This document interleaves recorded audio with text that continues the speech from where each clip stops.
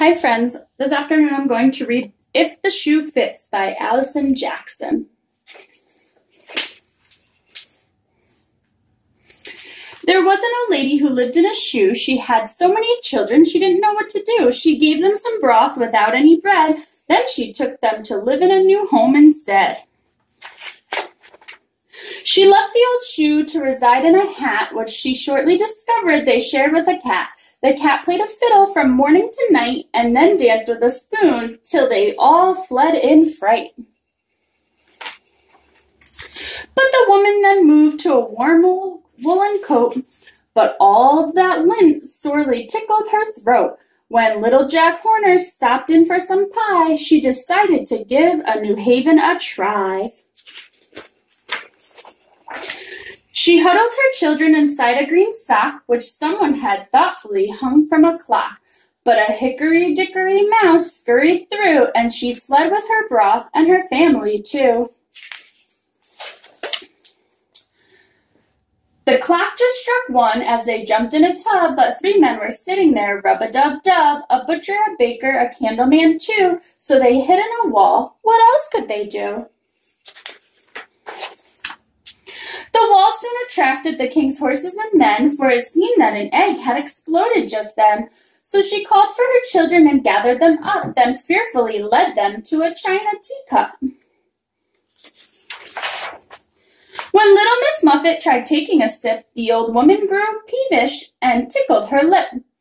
The girl dropped the teacup and ran for the door, while the mother transported her children once more. The family then settled inside a torn glove. Still the children did nothing but push, yell, and shove. When 24 blackbirds arrived seeking shelter, she instructed her children to run helter-kelter. They discovered a bowl that was empty at least, but then King Cole grabbed it, preparing to feast. The family escaped from that terrible house and sought further refuge, invading a blouse. The blouse was then seized by the good Queen of Hearts, who slipped it on quickly to start making tarts. So the family slid down the seam of her sleeve and into a jar. But would you believe? The glass jar belonged to the old Mother Hubbard, who immediately snatched it to put in her cupboard. The woman and children did manage to rock it. The jar overturned, and they fell into a pocket. The pocket was part of a red satin vest, which the Grand Duke of York wore while puffing his chest. He puffed it so they were squeezed from his suit and landed one by one in a leather black boot. Now the boot was too small for a family this size, but the woman had grown much more patient and wise. If the shoe fits, then wear it, she said to her clan.